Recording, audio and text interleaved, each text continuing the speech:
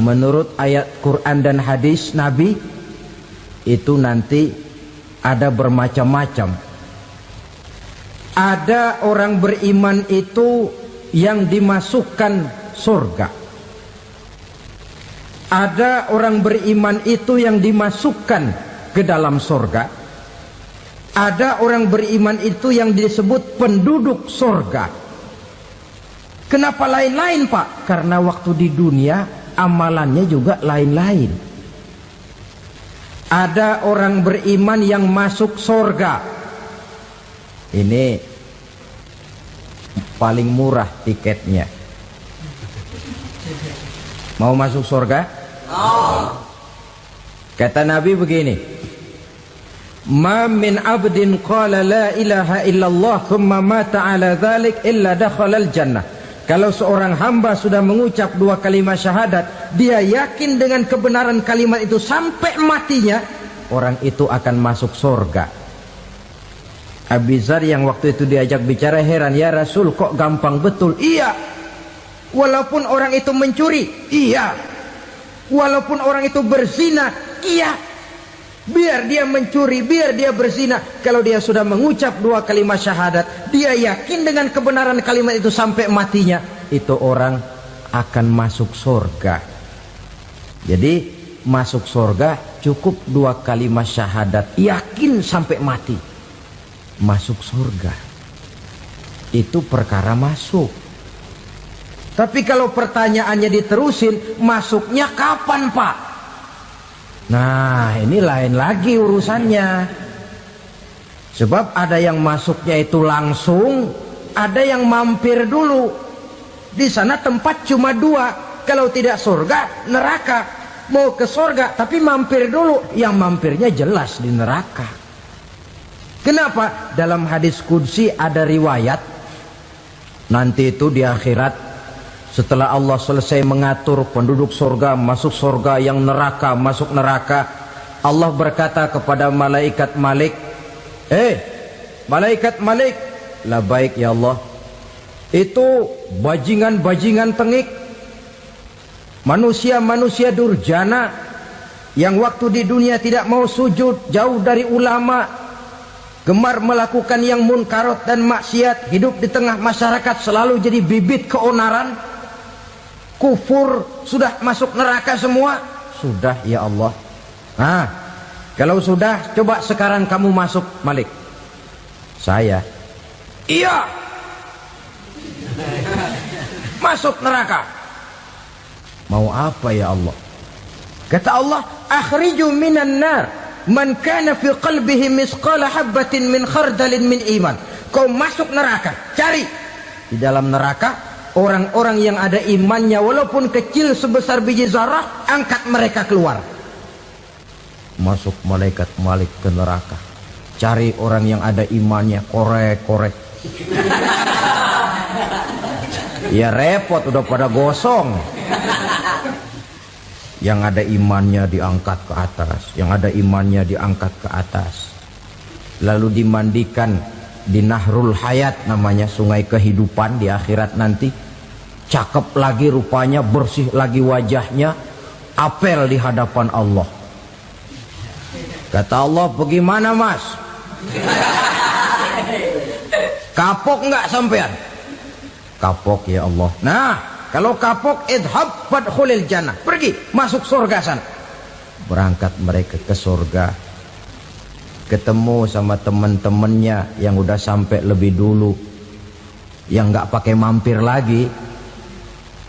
Terjadi dialog. Kata teman-temannya yang udah pada nyampe duluan, mas, iya, emang baru sampai? Saya baru sampai. Memang mampir di mana dulu mas? Kita sudah lama sampai di surga. Saudara buka surah Al-Muddatsir ayat 34-35. Ma salakakum fis saqar? Kenapa kamu mampir di neraka Saqar? Qalu lam naku minal musallin. Mereka menjawab, kami mampir di neraka Saqar mas, gara-gara dulunya kami waktu di dunia ndak pernah sholat. Ndak pernah sholat? Ndak pernah. Kan rumahnya dekat masjid. Cuma dekat doang mas. Sholat mah enggak saya. Enggak pernah ngasih makan fakir miskin, enggak pernah hadir di majelis taklim, pendeknya enggak pernah melakukan kebajikan, maka saya pun mampir di neraka sakor. Untung betul saya punya iman mas sedikit. Waktu hidup di dunia dulu saya pernah mengucap 2 kalimat syahadat, sekali-kalinya waktu mau kawin. Masya Allah. Untung saja kawin, kalau nggak kawin polos.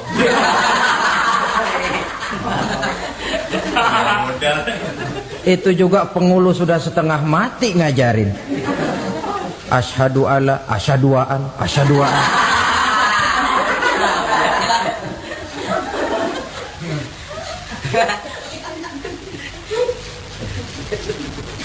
Ini namanya masuk surga, ada mampir dulu. Ada pula orang mukmin itu yang dimasukkan surga. Namanya dimasukkan kan terima beres. Saya masuk ke rumah, jalan sendiri, cari tempat sendiri. Saya dimasukkan ke dalam rumah, terima beres, pokok ada di dalam, itu dimasukkan namanya. Nggak pakai mampir. Tapi tentu tiketnya lebih mahal ketimbang yang pertama tadi. Apa kata Allah? Innal ladzina amanu wa 'amilus shalihat la ukaffiranna 'anhum sayyi'atihim wa la udkhilannahum jannah. Sesungguhnya orang-orang yang beriman kemudian beramal soleh, kami hapuskan segala dosa dan kesalahannya, kami masukkan mereka ke dalam surga. Lihat ayatnya. Allah yang memasukkan, kita yang dimasukkan. Tidak pakai transit, tidak usah mampir. Cuma tidak cukup syahadat, tidak cukup amanu, tapi diiringi dengan wa'amilus salih. Iman, amal. Tidak cukup syahadat, lalu dibuktikan dia sholat, dia zakat, puasa, lalu dia melakukan berbagai macam kebajikan. Ini yang menyebabkan dia tidak pakai mampir di tempat yang bernama sakor. Lalu ada pula orang mukmin itu yang disebut penduduk sorga. Wah, ini sudah VIP ini. Ashabul jannah, penduduk sorga.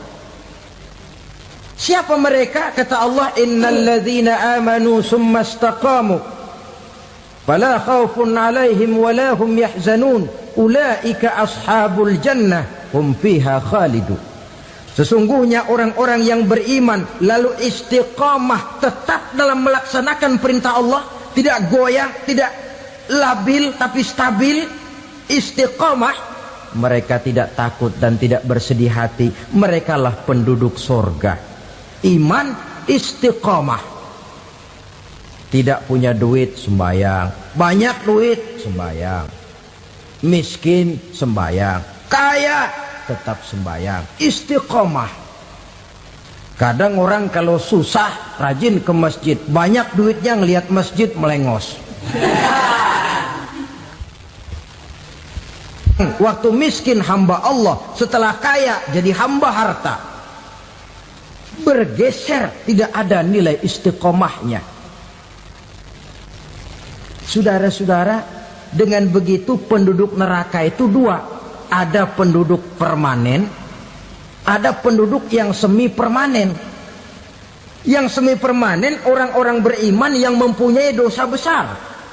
Mereka masuk ke neraka untuk menerima azab sesuai dengan dosanya. Bila selesai masa azab itu, mereka akan diangkat untuk ditempatkan kembali ke dalam surganya Allah Subhanahu wa ta'ala.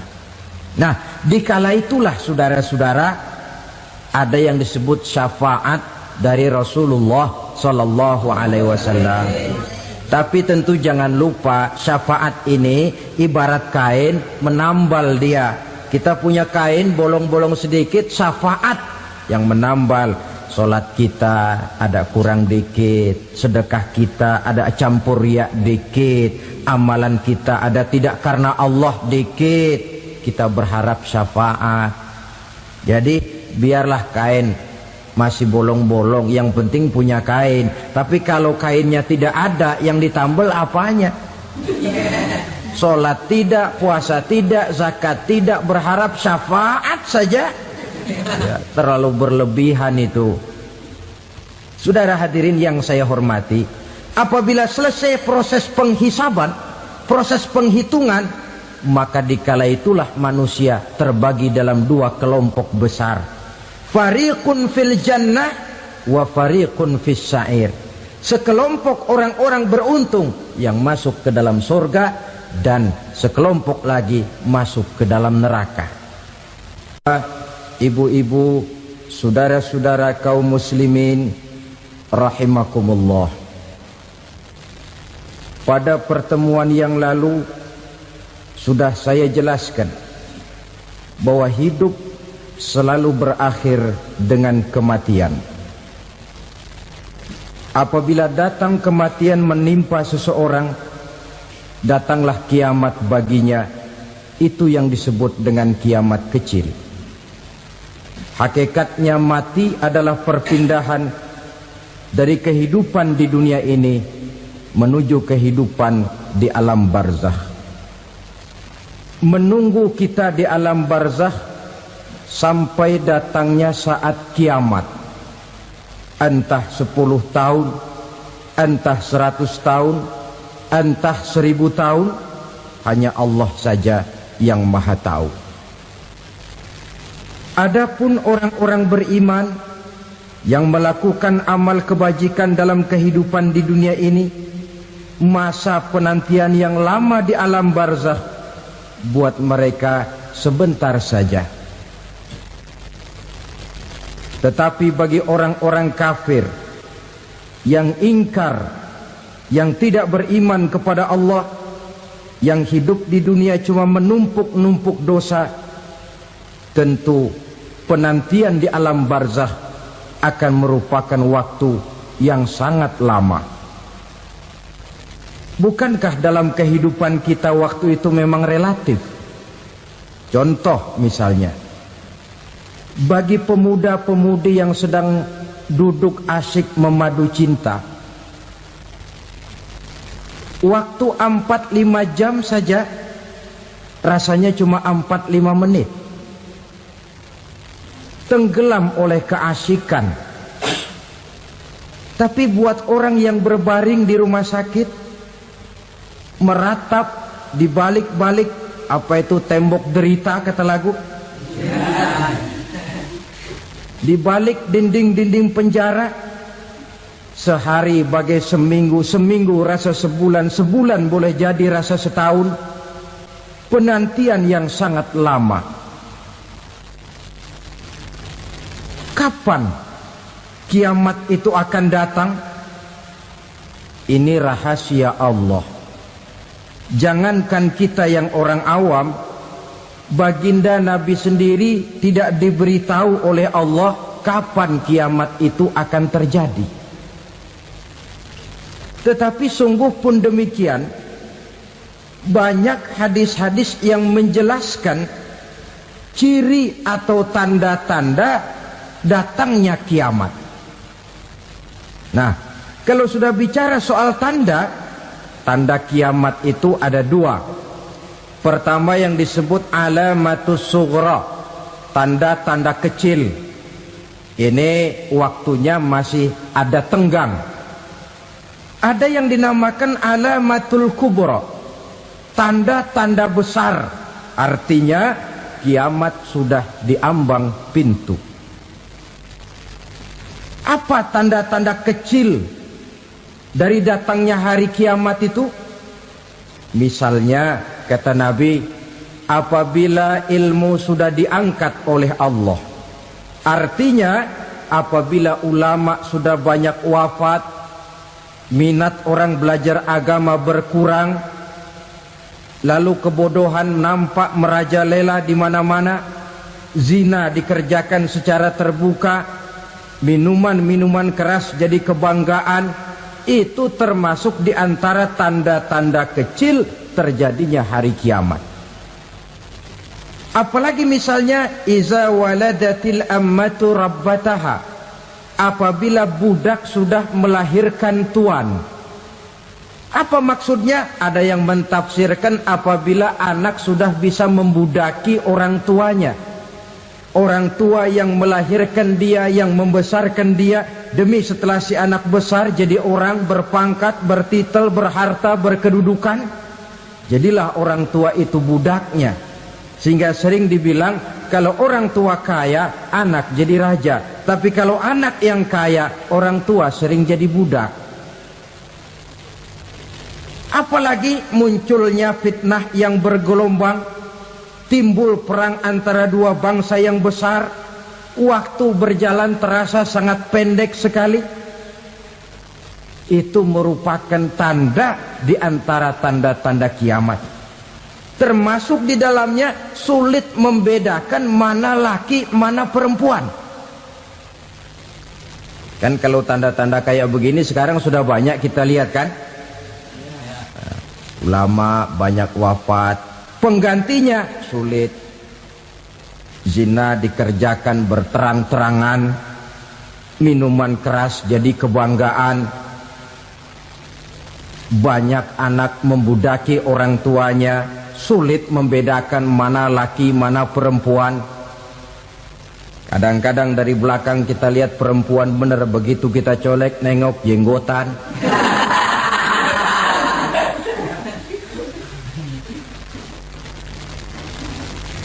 Ini termasuk tanda-tanda kecil. Masih ada tenggang sampai akan terjadinya kiamat itu. Nah, yang dimaksud dengan tanda-tanda besar, ini tanda besar artinya kiamat sudah diambang pintu. Pertama, matahari terbit dari sebelah barat. Apabila matahari sudah terbit dari arah sebelah barat, tertutuplah sudah pintu taubat. Bersabda Nabi kita, la taqumus sa'atu hatta tatlu'a syamsu min maghribiha. Tidak akan datang hari kiamat sampai matahari terbit dari arah sebelah barat. Fa iza tala'at, manakala matahari telah terbit dari arah sebelah barat, wara'ahan nasu, manusia banyak menyaksikan itu, amanu ajma'un, mereka pun lalu beriman. Yang tadinya kafir, yang tadinya ingkar, yang tadinya membangkang, setelah melihat matahari terbit dari sebelah barat, buru-buru beriman, berlomba-lomba mengucap dua kalimat syahadat. Tapi apa yang terjadi? Kata Nabi, wadzalika hina la yanfa'u nafsan imanuha lam takun amanat min qabl. Hari itu adalah hari yang iman sudah tidak berguna lagi bagi seseorang apabila sebelumnya memang dia tidak pernah beriman. Au kasabat fi imaniha khaira, atau beriman tetapi tidak pernah melakukan kebajikan di dalam keimanannya itu. Hari yang sudah kasib, hari yang sudah terlambat, beriman tidak akan ada gunanya lagi. Ini pelajaran buat kita. Sebelum sang surya terbit dari sebelah barat, sebelum nafas sampai di tenggorokan, artinya pintu taubat masih terbuka. Kalau dua hal itu sudah terwujud, nafas sudah sampai di kerongkongan atau matahari sudah terbit dari arah sebelah barat, tertutuplah sudah pintu taubat. Tak ada lagi gunanya pangkat, jabatan, harta, bahkan beriman pun dalam suasana macam itu. Too late, kata orang Kulon. Sudah terlambat. Matahari terbit dari arah sebelah barat. Itu tanda besar, artinya kiamat sudah diambang pintu. Lalu apalagi tanda besar?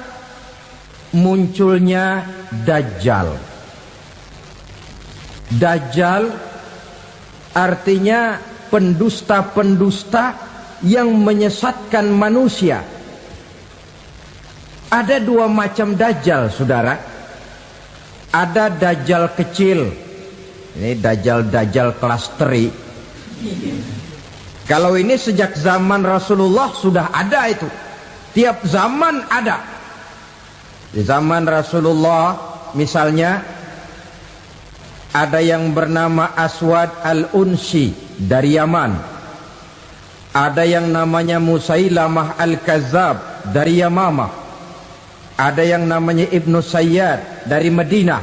Ini dajjal-dajjal di zaman Rasul. Musailamatul Kazzab memproklamirkan diri jadi nabi dia. Di zaman Rasul masih hidup. Ini dajjal zaman Nabi. Di zaman sahabat muncul dajjal-dajjal. Di zaman kita sekarang ini dajjal-dajjal pun gentayangan. Dajjal-dajjal kelas teri. Kerjanya mendustakan manusia, menyesatkan manusia, memalingkan manusia dari jalan yang benar dan diridhoi oleh Allah Subhanahu wa taala. Adapun yang merupakan tanda besar dari datangnya kiamat, dajjal-dajjal kelas kakap. Pembohong-pembohong besar yang menyesatkan masyarakat manusia berpaling dari jalan Allah mengikuti jalan mereka. Apa sih ciri dajjal itu? Kata Nabi dalam hadis Bukhari Muslim, inna dajjala, sesungguhnya yang namanya dajjal itu yakhruju, satu saat akan muncul mendekati hari kiamat. Wa inna ma'ahu ma'an, si dajjal ini membawa air, wa naran, dan juga membawa api. Dua simbol. Di tangan yang satu dia bawa air, di tangan yang satu dia bawa api.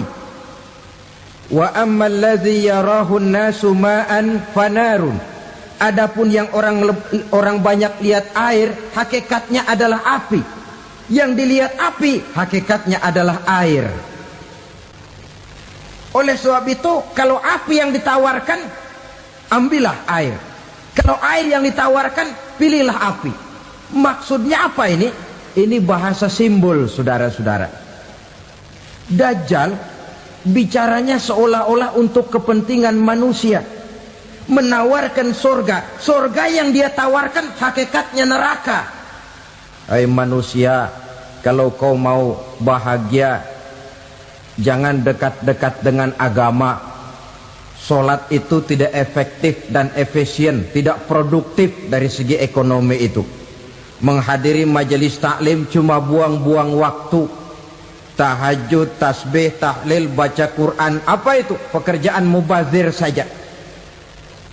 Hidup ini cuma sekali, masa yang cuma sekali, manfaatkan dengan sebaik-baiknya. Mumpung, dibawanya sifat mumpung tetapi dalam pengertian yang sangat negatif. Bicaranya seolah-olah untuk kepentingan manusia, tetapi sebenarnya menjerumuskan manusia. Menawarkan air tapi sebenarnya api, menawarkan api tapi hakikatnya air. Buat apa kamu sholat?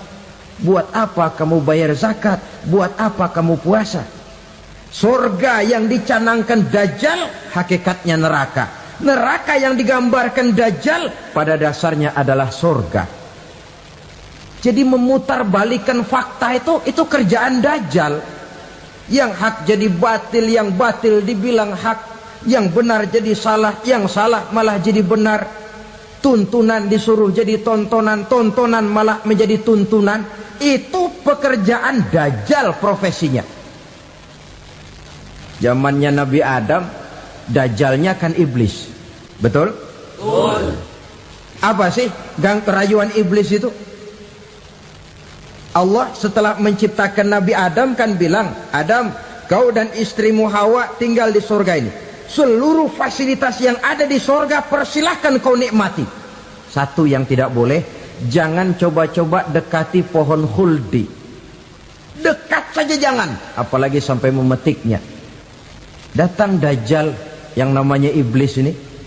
Adam, kamu tahu nggak kenapa tidak boleh makan buah khuldi? Ya nggak tahu, pokoknya saya dilarang. Bodoh kamu Dam.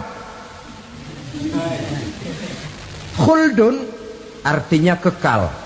Kalau kamu makan itu buah, kau akan kekal di surga buat selamanya.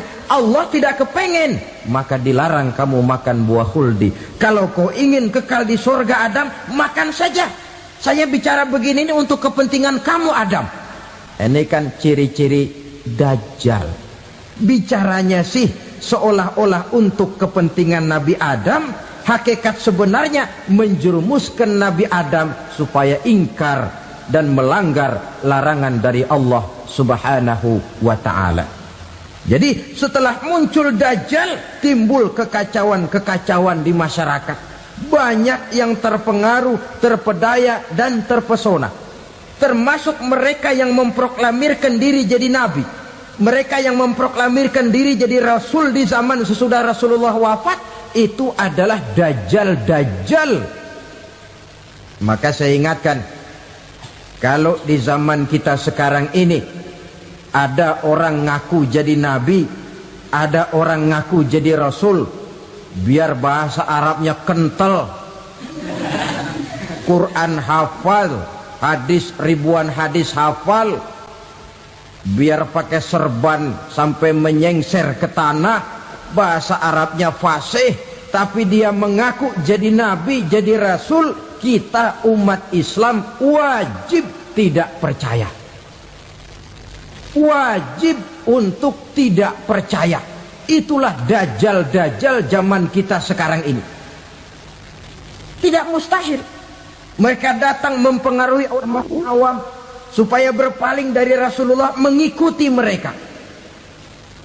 Nah, di akhir zaman nanti, mendekati hari kiamat, Dajjal ini muncul. Dajjal kelas kakap, menyesatkan masyarakat manusia untuk berpaling dari Islam, mengikuti seruan mereka. Apalagi di antara datangnya kiamat itu, tanda yang besar itu, turunnya Nabiullah Isa Al-Masih, putra Maryam.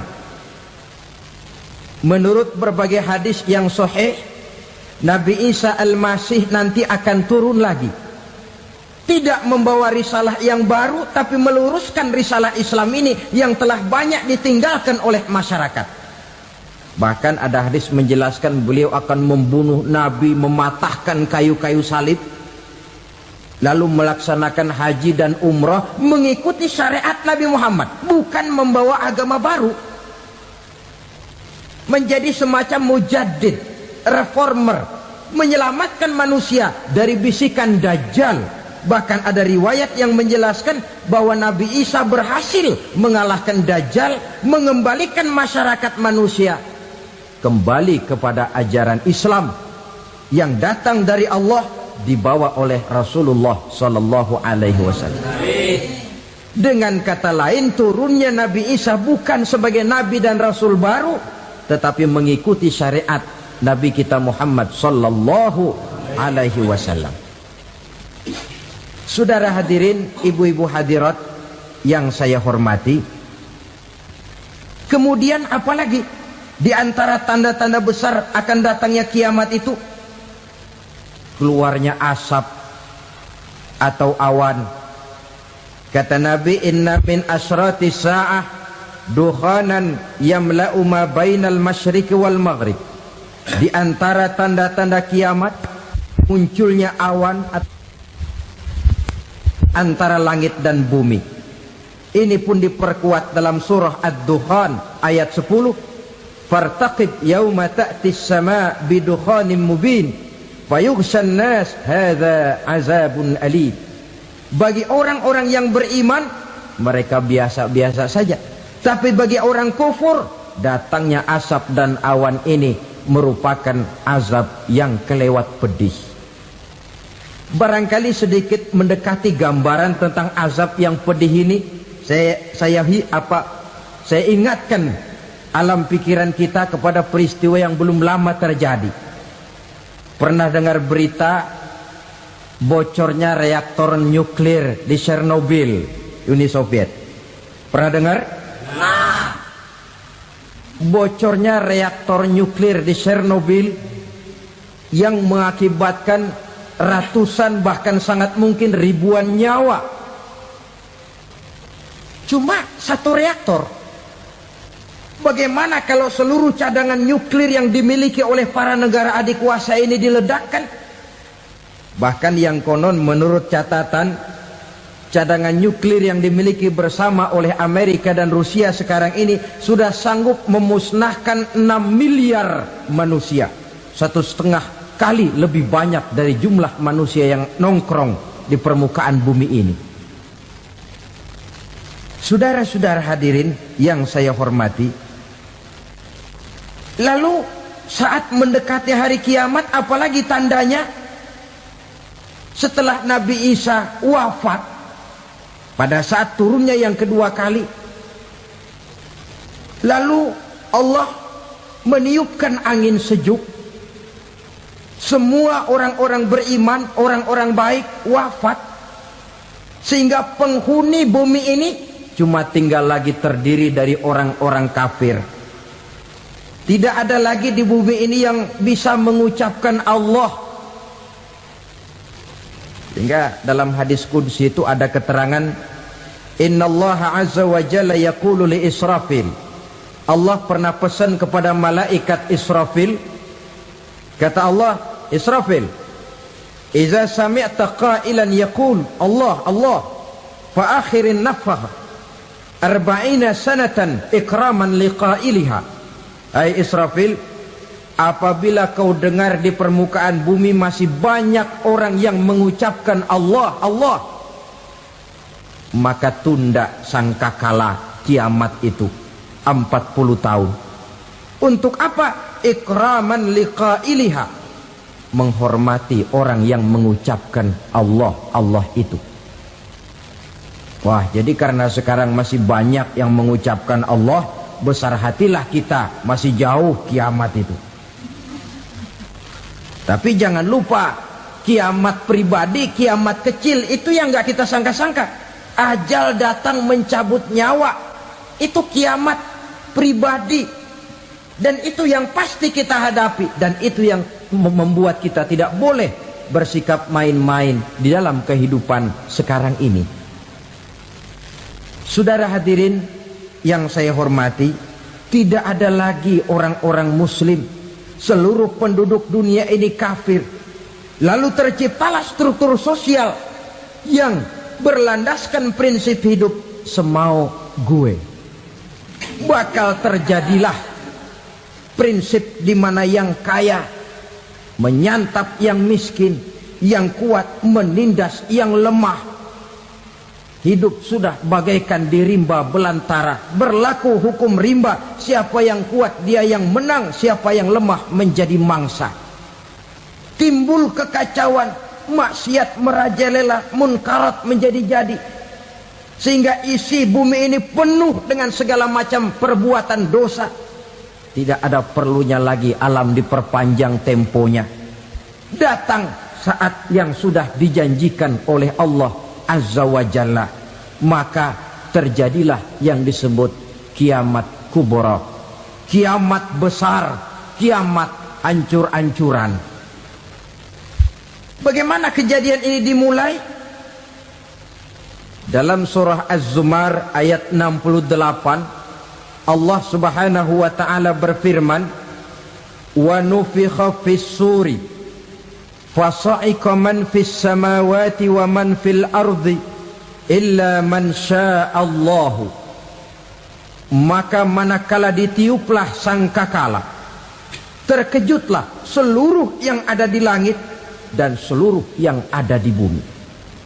Bila saat kiamat datang, Allah perintah malaikat Israfil, Israfil, tiup sangkakalamu. Ditiuplah sangkakala oleh malaikat Israfil. Yang akibat daripada tiupan itu, seluruh yang ada di langit, seluruh yang ada di permukaan bumi terkejut. Yang ada di langit siapa? Malaikat kan. Bayangin aja kalau malaikat kaget, apalagi kita.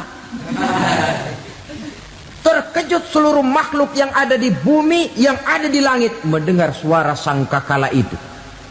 Bunyinya tidak sanggup kita bayangkan dahsyatnya. Ledakan nuklir, ledakan neutron, belum apa-apa ketimbang bunyi sangkakala malaikat Israfil ini. Nah, lalu mendengar bunyi sangkakala ini, gemparlah makhluk, kacaulah alam. Bumi gempa, planet-planet bertabrakan, gunung meletus, air laut tumpah ke darat, angin topan bertiup, halilintar menyambar.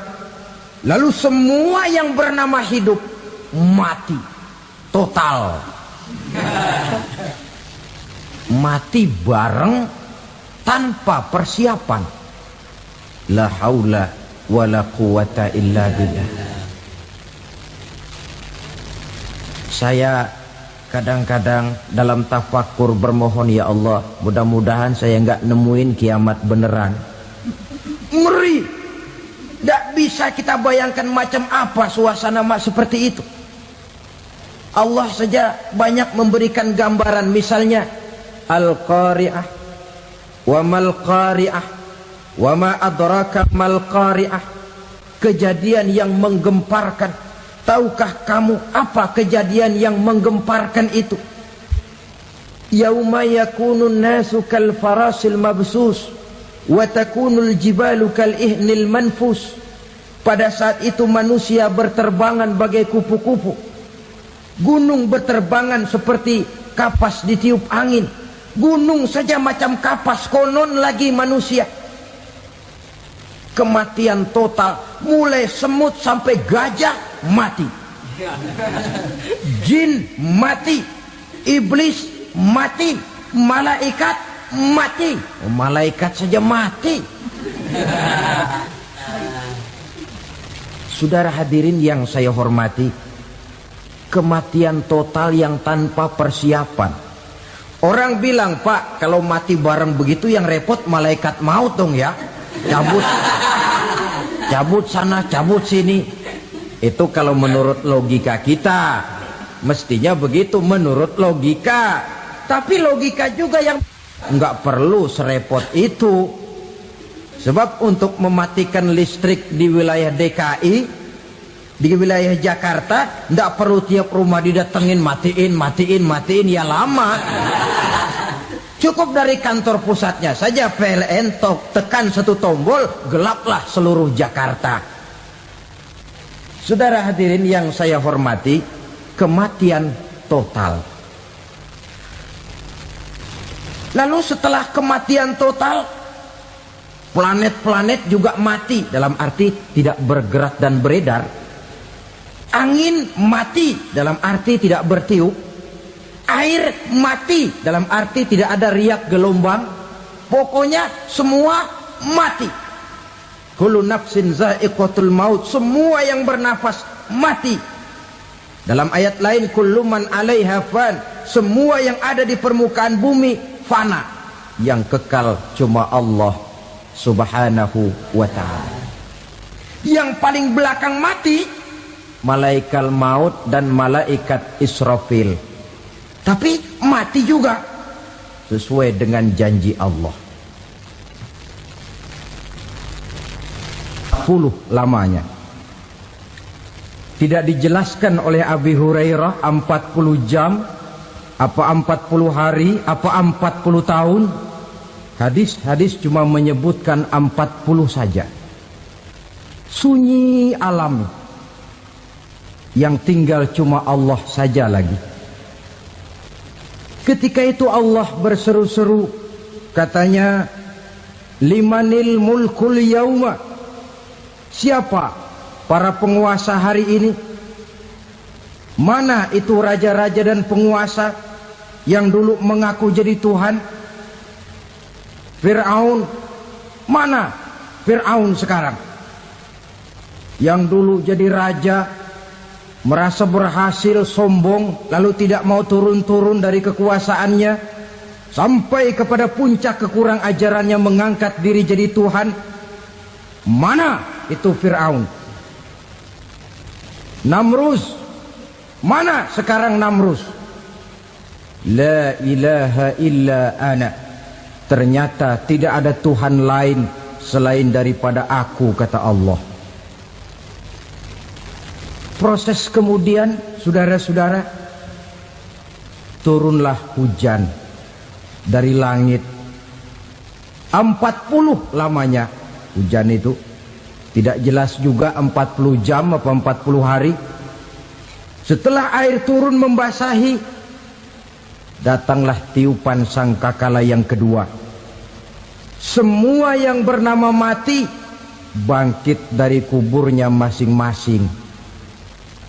Ini yang disebut Yaumul Ba'thi, hari kebangkitan. Allahu Akbar. Pada saat kita bangkit dari kubur kita masing-masing, kumpul di padang mahsyar namanya. Bayangin aja, saya sendiri nggak sanggup bayangin. Manusia sejak zaman Adam sampai zaman kiamat kumpul bareng di tempat sama. Berapa banyaknya itu?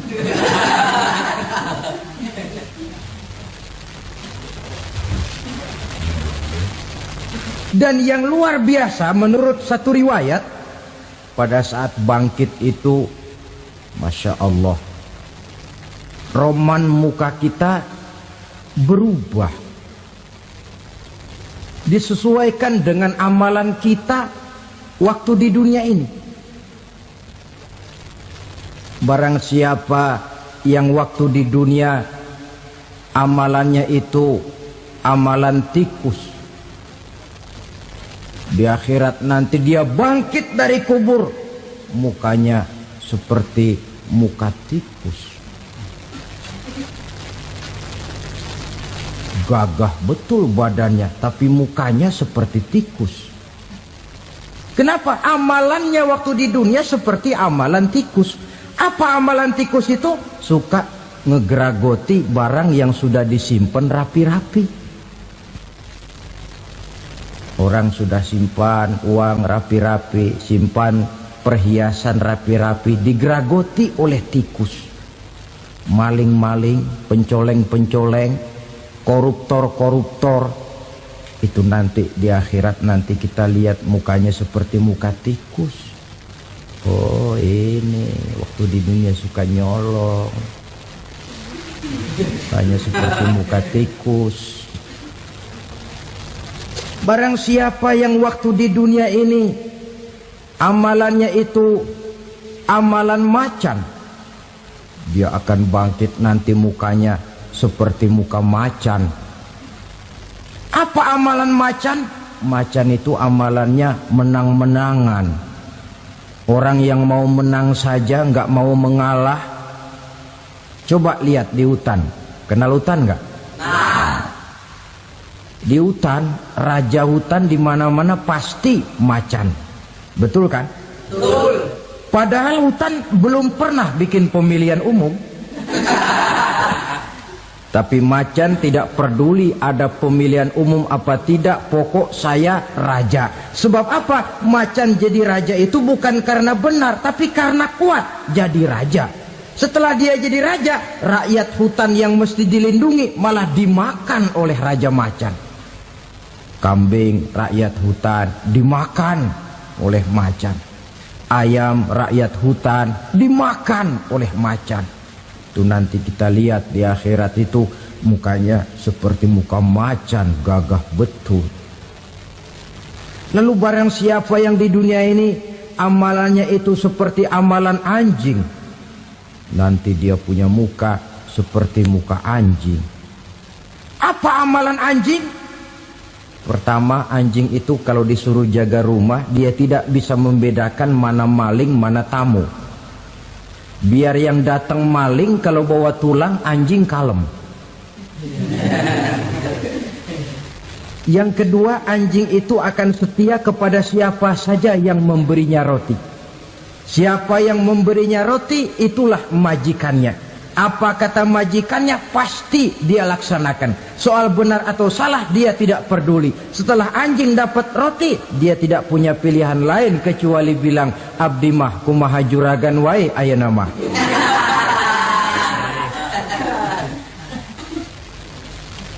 Saudara hadirin yang saya hormati, berkumpul di padang mahsyar, tiap orang sibuk dengan persoalannya masing-masing. Matahari waktu itu didekatkan oleh Allah, panas luar biasa. Ada yang saking panasnya itu mencucurkan peluh keringat sampai sebatas mata kakinya. Ada yang keringatnya sampai sedengkulnya, ada yang keringatnya sampai sepusatnya, ada yang keringatnya mengalir sampai sebahunya, ada yang kelelap oleh keringatnya sendiri, sementara orang di sampingnya nggak apa-apa. Bergantung lagi amalan dia waktu di dunia ini. Saudara-saudara, sebagian orang dalam kepanikan padang mahsyar berombong-rombong datang mereka menghadap Nabi Adam. Ya Adam, anta abal bashar. Hai Adam, Tuhan adalah bapak moyang manusia. Kami sebentar lagi akan disidang, dimintakan pertanggungan jawab. Tolonglah kami, hai Adam. Kata Nabi Adam, jangankan nolongin sampean, saya sendiri tanggung jawab di hadapan Allah ketika dulu tidak boleh makan khuldi, saya serobot. Sudahlah, urus diri masing-masing saja, nafsi. Begitu kata Nabi Nuh, begitu kata Nabi Ibrahim. Tiap orang bertanggung jawab sendiri-sendiri. Ketika itulah saudara-saudara, nikmatnya menjadi umat Nabi besar Muhammad sallallahu alaihi wasallam.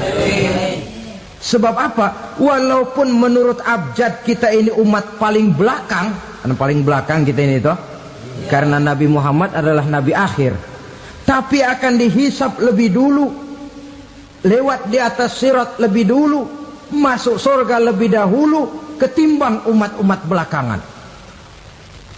Ketika Rasul mendekati ajal, beliau tanyakan itu kepada malaikat Jibril.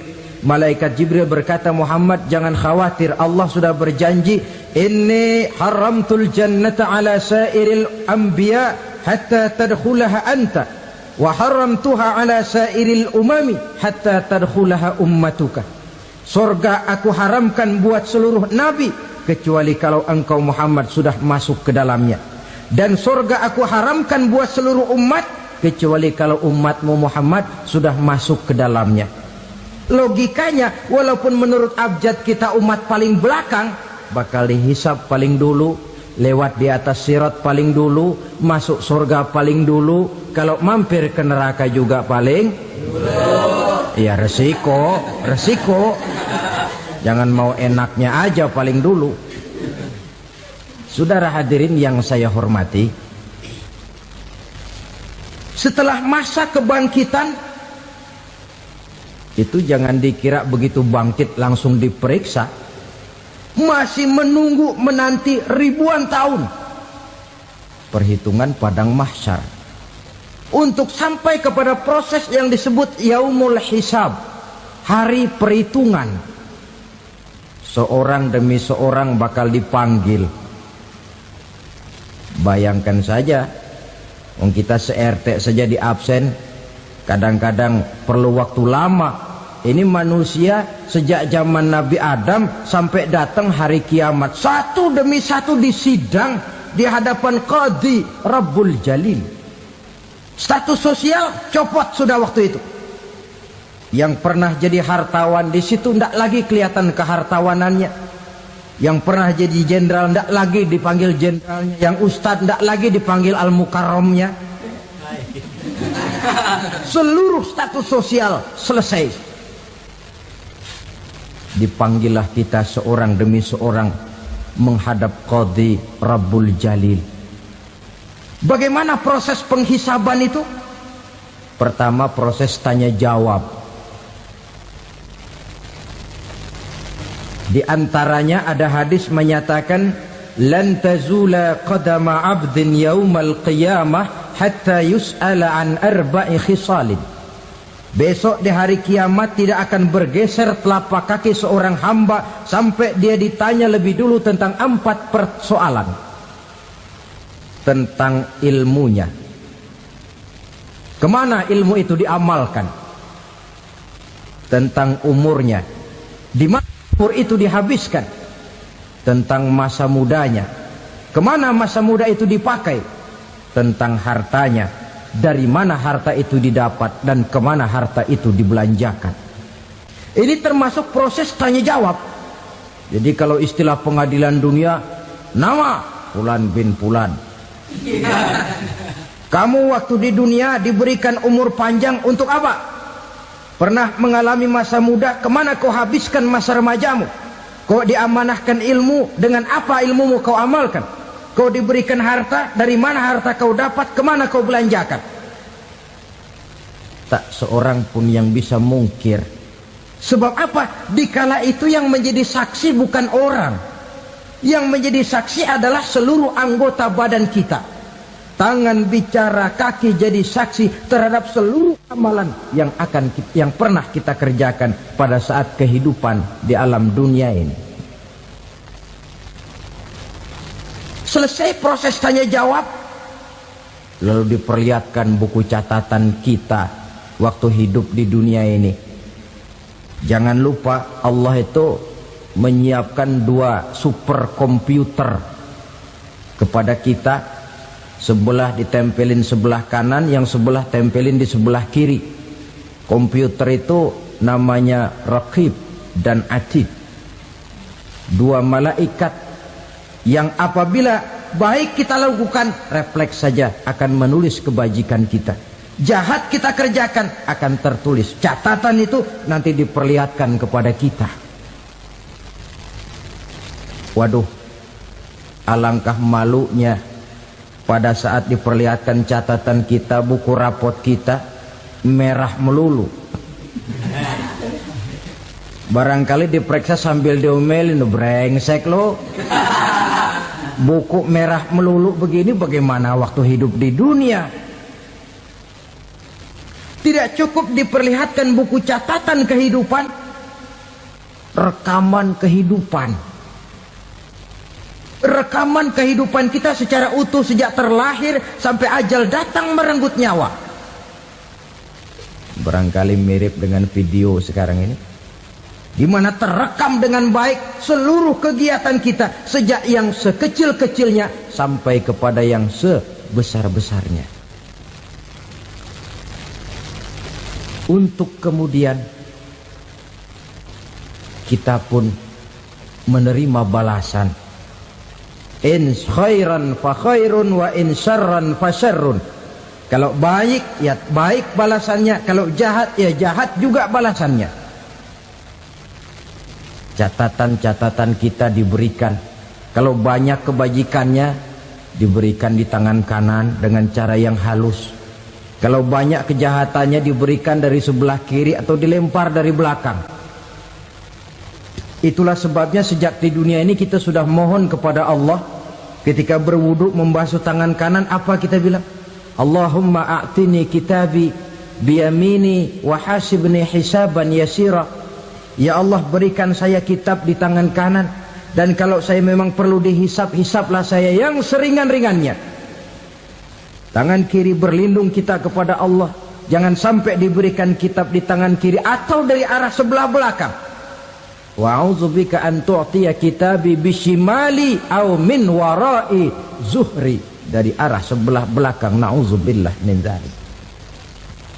Setelah selesai lewat proses penghisaban, lewat mizan, timbangan, maka yang sudah selesai dihisab itu bergeraklah menuju sirat, jembatan yang terbentang menuju surga melalui neraka. Saudara-saudara, panjangnya perjalanan sirat itu memakan waktu ratusan tahun.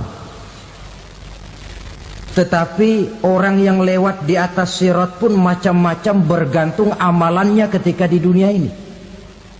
Ada yang lewat di atas sirat itu kal barkil khatib, seperti kilat yang menyambar, lep, sudah sampai dia di surga. Cepat bukan main. Ada yang lewat di atas sirat itu seperti orang lari-lari. Ada yang lewat di atas sirat itu seperti orang jalan biasa. Ada yang sambil merangkak, ada yang sambil ngesor, ada yang sambil gelayutan, ada yang selamat sampai ke ujung ke surga, ada yang tergelincir jatuh masuk ke dalam neraka, bergantung amalannya dalam kehidupan di dunia sekarang ini. Tiap kita akan melewati yang namanya sirat ini. Saudara-saudara kaum muslimin yang saya hormati, dengan demikian mereka yang selamat melalui sirat sampai ke terminal akhir surga, mereka yang ketika dihisab ternyata banyak kejahatannya daripada kebaikannya, mereka singgah di dalam neraka. Nah, adapun orang-orang yang beriman menurut ayat Quran dan hadis Nabi itu nanti ada bermacam-macam. Ada orang beriman itu yang dimasukkan surga. Ada orang beriman itu yang dimasukkan ke dalam surga. Ada orang beriman itu yang disebut penduduk surga. Kenapa lain-lain, Pak? Karena waktu di dunia amalannya juga lain-lain. Ada orang beriman yang masuk surga. Ini paling murah tiketnya. Mau masuk surga? Kata Nabi begini, ma min abdin qala la ilaha illallah thumma mata ala dhalik illa dakhalal jannah. Kalau seorang hamba sudah mengucap dua kalimat syahadat, dia yakin dengan kebenaran kalimat itu sampai matinya, orang itu akan masuk surga. Abi Dzar yang waktu itu diajak bicara heran, ya Rasul kok gampang betul? Iya, walaupun orang itu mencuri, iya, walaupun orang itu berzina, iya, biar dia mencuri, biar dia berzina, kalau dia sudah mengucap dua kalimat syahadat, dia yakin dengan kebenaran kalimat itu sampai matinya, itu orang akan masuk surga. Jadi masuk surga cukup dua kalimat syahadat, yakin sampai mati, masuk surga. Itu perkara masuk. Tapi kalau pertanyaannya diterusin, masuknya kapan, Pak? Nah, ini lain lagi urusannya. Sebab ada yang masuknya itu langsung, ada yang mampir dulu. Di sana tempat cuma dua, kalau tidak surga, neraka. Mau ke surga tapi mampir dulu, yang mampirnya jelas di neraka. Kenapa? Dalam hadis qudsi ada riwayat, nanti itu di akhirat, setelah Allah selesai mengatur penduduk surga masuk surga, yang neraka masuk neraka, Allah berkata kepada malaikat Malik, malaikat Malik, labaik ya Allah, itu bajingan-bajingan tengik, manusia-manusia durjana yang waktu di dunia tidak mau sujud, jauh dari ulama, gemar melakukan yang munkarat dan maksiat, hidup di tengah masyarakat selalu jadi bibit keonaran, kufur, sudah masuk neraka semua. Sudah ya Allah. Nah, kalau sudah, coba sekarang kamu masuk, Malik. Saya, iya, masuk neraka. Mau apa ya Allah? Kata Allah, akhriju minan nar man kana fi qalbihi misqala habatin min khardalin min iman.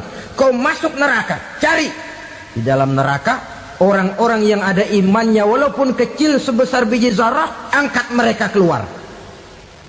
Masuk malaikat Malik ke neraka, cari orang yang ada imannya, korek-korek. Ya repot, udah pada gosong. Yang ada imannya diangkat ke atas, yang ada imannya diangkat ke atas, lalu dimandikan di Nahrul Hayat, namanya sungai kehidupan di akhirat nanti. Cakep lagi rupanya, bersih lagi wajahnya, apel di hadapan Allah. Kata Allah, bagaimana mas? Kapok nggak sampean? Kapok ya Allah. Nah, kalau kapok, idhab fadkhulil jannah, pergi masuk surga sana. Berangkat mereka ke surga. ketemu sama teman-temannya yang udah sampai lebih dulu, yang nggak pakai mampir lagi. Terjadi dialog. Kata teman-temannya yang udah pada nyampe duluan, "Mas, iya, emang baru sampai?" Saya baru sampai." "Memang mampir di mana dulu, Mas? Kita sudah lama sampai di surga." Saudara buka surah Al-Muddatsir ayat 34-35. "Ma salakakum fis saqar?" Kenapa kamu mampir di neraka Saqar? Qalu lam nakum minal musallin. Mereka menjawab, "Kami mampir di neraka Saqar, Mas, gara-gara dulunya kami waktu di dunia tidak pernah sholat." Tidak pernah sholat? Tidak pernah. Kan rumahnya dekat masjid. Cuma dekat doang, Mas. Sholat mah enggak saya. Enggak pernah ngasih makan fakir miskin. Tidak pernah hadir di majelis taklim. Pendeknya tidak pernah melakukan kebajikan. Maka saya pun mampir di neraka Saqar. Untung betul saya punya iman, Mas, sedikit. Waktu hidup di dunia dulu saya pernah mengucap 2 kalimat syahadat. Sekali-kalinya waktu mau kawin.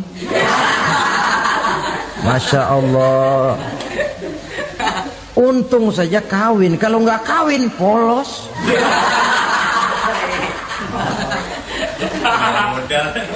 Itu juga pengulu sudah setengah mati ngajarin. Asyhadu alla, asyaduaan, asyaduaan.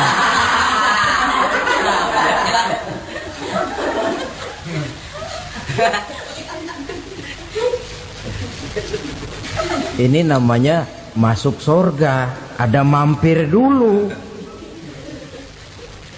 Ada pula orang mukmin itu yang dimasukkan surga. Namanya dimasukkan kan terima beres. Saya masuk ke rumah, jalan sendiri, cari tempat sendiri. Saya dimasukkan ke dalam rumah, terima beres. Pokok ada di dalam, itu dimasukkan namanya. Nggak pakai mampir. Tapi tentu tiketnya lebih mahal ketimbang yang pertama tadi. Apa kata Allah? Innal ladzina amanu wa amilus salihat la ukaffiranna anhum sayyi'atihim wa la udkhilannahum jannah. Sesungguhnya orang-orang yang beriman kemudian beramal soleh, kami hapuskan segala dosa dan kesalahannya, kami masukkan mereka ke dalam surga. Lihat ayatnya. Allah yang memasukkan, kita yang dimasukkan. Tidak pakai transit, tidak usah mampir. Cuma tidak cukup syahadat, tidak cukup amanu, tapi diiringi dengan wa'amilus salih. Iman, amal. Tidak cukup syahadat, lalu dibuktikan dia sholat, dia zakat, puasa, lalu dia melakukan berbagai macam kebajikan. Ini yang menyebabkan dia tidak pakai mampir di tempat yang bernama Saqar. Lalu ada pula orang mukmin itu yang disebut penduduk surga. Wah, ini sudah VIP ini. Ashabul jannah, penduduk surga. Siapa mereka? Kata Allah, innal ladzina amanu summa istaqamu fala khaufun 'alaihim wala hum yahzanun ulaika ashabul jannah hum fiha khalidun. Sesungguhnya orang-orang yang beriman lalu istiqamah, tetap dalam melaksanakan perintah Allah, tidak goyah, tidak labil tapi stabil, istiqamah, mereka tidak takut dan tidak bersedih hati. Merekalah penduduk surga. Iman, istiqamah. Tidak punya duit, sembayang. Banyak duit, sembayang. Miskin, sembayang. Kaya, tetap sembayang. Istiqamah. Kadang orang kalau susah rajin ke masjid, banyak duitnya ngelihat masjid melengos. Waktu miskin hamba Allah, setelah kaya jadi hamba harta. Bergeser, tidak ada nilai istiqomahnya. Saudara-saudara, dengan begitu penduduk neraka itu dua. Ada penduduk permanen, ada penduduk yang semi permanen. Yang semi permanen orang-orang beriman yang mempunyai dosa besar. Mereka masuk ke neraka untuk menerima azab sesuai dengan dosanya. Bila selesai masa azab itu, mereka akan diangkat untuk ditempatkan kembali ke dalam surganya Allah Subhanahu wa ta'ala. Nah, dikala itulah saudara-saudara, ada yang disebut syafaat dari Rasulullah Sallallahu Alaihi Wasallam. Tapi tentu jangan lupa, syafaat ini ibarat kain menambal dia. Kita punya kain bolong-bolong sedikit, syafaat yang menambal. Solat kita ada kurang dikit, sedekah kita ada campur riak dikit, amalan kita ada tidak karena Allah dikit, kita berharap syafaat. Jadi biarlah kain masih bolong-bolong, yang penting punya kain. Tapi kalau kainnya tidak ada, yang ditambal apanya? Solat tidak, puasa tidak, zakat tidak, berharap syafaat saja. Ya, terlalu berlebihan itu. Saudara hadirin yang saya hormati, apabila selesai proses penghisaban, proses penghitungan, maka dikala itulah manusia terbagi dalam dua kelompok besar. Fariqun fil jannah wa fariqun fis sa'ir. Sekelompok orang-orang beruntung yang masuk ke dalam surga, dan sekelompok lagi masuk ke dalam neraka. 7 macam perkara yang merusak akidah dan keimanan, merusak amal perbuatan yang sudah kita kerjakan, merusak sendi-sendi kehidupan sosial, pendek kata merusak segala hal di dalam kehidupan kita. Jauhilah olehmu 7 macam perkara yang merusak. Yang pertama, asyirku billah, menyekutukan Allah Subhanahu wa ta'ala. Agama dimulai dari keyakinan, maka kehancuran agama selalu dimulai dari kehancuran keyakinan, iman atau akidah yang dimiliki oleh seseorang. Dan untuk menghancurkan nilai-nilai iman yang kita miliki ini, orang rasanya tidak akan menghantam kita dengan peluru kendali. Orang tidak akan mengirimkan nuklir ke sini. Orang tidak juga akan mengirimkan satuan militernya ke sini. Untuk menghancurkan nilai-nilai iman, dibanjiri kita dengan paham-paham yang merusak dan mendangkalkan akidah. Baik ia bernama materialisme, baik ia bernama sekularisme, baik ia bernama banjirnya maksiat dan munkarat, baik ia bernama banjirnya peradaban dan kebudayaan yang menghancurkan moral daripada anak-anak kita, sedikit demi sedikit melenturkan dan melunturkan nilai-nilai keimanan kita, untuk kemudian pada waktunya nilai iman itu akan bertukar dan berganti menjadi nilai syirik kepada Allah Subhanahu wa ta'ala. Atau pada sisi lain, menjadikan yang selain Allah sebagai tujuan akhir daripada kehidupan kita. Sedangkan kita sama-sama maklum bahwa di dalam pandangan agama Islam, dosa yang tidak berampun, dosa yang terbesar, termasuk dalam kategori bapak moyangnya dosa, tidak lain adalah syirik, yakni menyekutukan Allah Subhanahu wa ta'ala. Pola penghancuran iman ini memang berstrategi. Ditawarkan kita kepada paham materialisme, paham kebendaan, di mana otak menempati urutan sebagai ranking pertama, Tuhan jatuh pada urutan kedua. Lalu menyusul kepada paham sekularisme, Allah dipisahkan dari seluruh kegiatan hidup ini, untuk pada gilirannya menjadikan yang selain Allah sebagai tujuan akhir daripada seluruh kegiatan hidup kita. Oleh karenanya, kewajiban menjaga nilai-nilai iman ini merupakan kewajiban yang mulia tetapi berat, tidak hanya untuk kita, tetapi juga bagaimana mewariskannya kepada anak-anak kita, generasi yang akan datang. Orang-orang tua bijaksana yang diceritakan di dalam Al-Quran, kalau sudah berpikir tentang anak-anaknya, pertanyaan yang paling mereka risaukan ialah, ma ta'buduna min ba'di. Anakku, kalau pada satu saat aku, ayahmu sudah tidak ada lagi di dunia ini, meninggalkan kamu semua, ma ta'buduna min ba'di, apa yang akan kamu sembah nak? Jikalau sekarang ayahmu masih mau ke masjid, masih mau melakukan rukuk dan sujud, masih beribadah menyembah Allah Subhanahu wa ta'ala, kalau orang tuamu sudah tidak ada, ma ta'buduna min ba'di, masihkah engkau mau datang ke masjid? Masihkah engkau mau rukuk dan sujud? Masihkah engkau mau menyembah Allah Subhanahu wa ta'ala? Pertanyaan ini yang dipikirkan oleh Nabi Yakub kepada putra-putranya. Pertanyaan ini yang diteruskan oleh Nabi Ibrahim kepada anak-anaknya. Pertanyaan ini yang diwariskan oleh generasi ulama'us salafus saleh kepada para generasi berikutnya.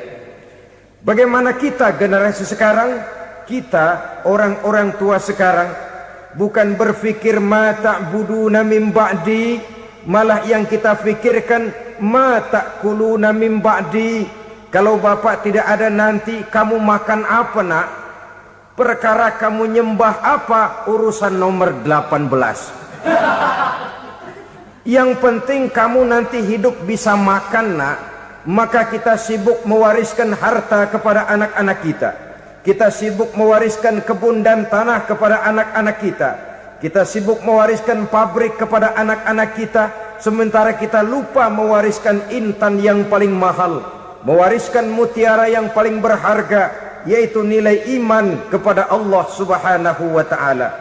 Alangkah baiknya apabila warisan harta, warisan tanah dan kebun, warisan rumah dan pabrik didasari lebih dahulu dengan mewariskan nilai iman kepada Allah Subhanahu wa ta'ala.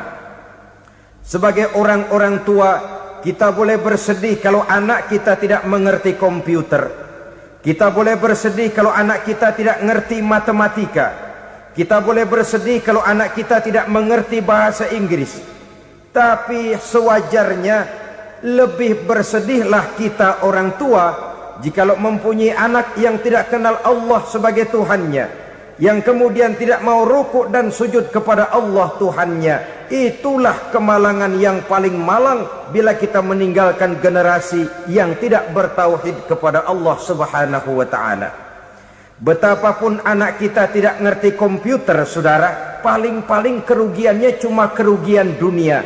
Masuk dia ke alam barzakh, munkar nakir tidak akan sempat tanya kau belajar komputer apa tidak. Kumpul dia di padang mahsyar, malaikat juga tidak akan tanya matematikamu nilainya berapa. Yang ditanya kau kenal Allah, kau rukuk dan sujud kepadanya, kau pernah datang ke masjid. Oleh karena itu sekali lagi, menjaga nilai iman tidak hanya untuk kita, tetapi juga mewariskannya kepada anak-anak kita generasi yang akan datang. Sungguh kemalangan yang paling besar apabila kita meninggalkan anak-anak kita. Mereka kita tinggalkan lemah ekonominya, itu tidak baik. Mereka kita tinggalkan lemah otaknya, itu pun akan membuat mereka tertinggal oleh yang lain. Tapi yang paling celaka, jikalau kita tinggalkan mereka dalam kondisi lemah imannya, rapuh akidahnya, tidak baik dan tidak betul keyakinan hidupnya. Oleh karena itu Nabi berpesan, jauhilah 7 perkara yang merusak. Yang pertama, syirik kepada Allah Subhanahu wa ta'ala, menyekutukan Allah baik dalam ucapan, dalam keyakinan ataupun dalam perbuatan. Ini perkara pertama yang termasuk 7 perusak besar di dalam kehidupan. Kalau sudah jatuh kita ke lembah syirik, bagaimanapun banyak kebaikan yang kita kerjakan, berjiwa sosial, bertangan pemurah, gemar menolong orang lain, kalau memang dasarnya syirik, maka seluruh kebaikan kita akan hancur, tidak akan ada nilainya dalam pandangan Allah Subhanahu wa ta'ala. Dalam pandangan manusia mungkin kita dicatat sebagai orang sosial, gemar menolong orang lain, tidak berpangku tangan melihat orang yang mendapat kesulitan. Tapi oleh karena dasarnya syirik, dasarnya tidak mentauhidkan Allah, maka seluruh nilai kebaikan yang kita kerjakan tidak akan ada nilainya dalam pandangan Allah Subhanahu wa ta'ala. Maka jagalah iman kita jangan sampai dihinggapi penyakit syirik yang bagaimana kecilnya sekalipun. Sekali lagi, baik syirik dalam bentuk ucapan, syirik dalam bentuk keyakinan, sampai kepada syirik dalam bentuk perbuatan, kita berhindar kepada sifat-sifat yang sedemikian itu. Karena apa? Dalam satu ayat Quran Allah Subhanahu wa ta'ala menjelaskan, innallaha la yaghfiru ayyushraka bih wa yaghfiru ma duna dzalika liman yasha. Allah tidak akan memberi ampun kepada orang-orang yang menyekutukannya, tapi Allah masih mau memberikan ampun kepada dosa-dosa yang selain itu bagi orang-orang yang dikehendakinya. Dosa selain syirik, apabila kita bertaubat, Allah masih mau mengampuni. Tapi kalau sudah jatuh ke tempat syirik, itu sudah dosa yang tidak berampun. Taubatnya tidak lain melepas syirik, kembali kepada tauhid, berkeyakinan bahwa hanya ada Allah Subhanahu wa ta'ala, Tuhan satu-satunya yang lam yalid walam yulad walam yakul lahu kufuwan ahad. Tidak beranak, tidak pula diperanakkan, dan tidak satupun yang dapat menyerupai Tuhan Allah Subhanahu wa ta'ala. Saudara-saudara kaum muslimin rahimakumullah, bahwa kita di zaman sekarang memang tidak menyembah berhala, ya. Bahwa kita tidak berterang-terangan mengatakan Tuhan lebih dari satu, memang. Bahwa kita tidak berkeyakinan Tuhan itu punya anak atau diperanakkan, tentu. Tapi dalam perbuatan dan i'tiqad, kita kadang-kadang jatuh tanpa kita sadari ke tempat yang bernama syirik ini. Oleh karenanya, di zaman di mana teknologi makin canggih, di mana kemajuan pembangunan makin